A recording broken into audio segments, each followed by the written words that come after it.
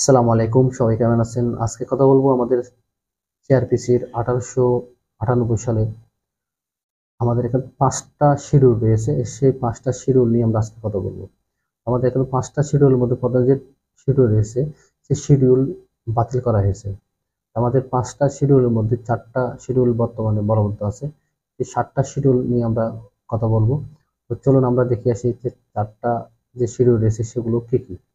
তো প্রথম তো বাতিল, সেকেন্ড যে শিডিউল রয়েছে সেটা হচ্ছে আমাদের পেনাল কোডের বর্ণিত অপরাধসমূহের কোন আদালত কর্তৃক বিচারযোগ্য, আমলযোগ্য, আমল অযোগ্য, জামিনযোগ্য, জামিন অযোগ্য, আপসযোগ্য, অযোগ্য অপরাধসমূহ নিয়ে বর্ণনা করা আছে।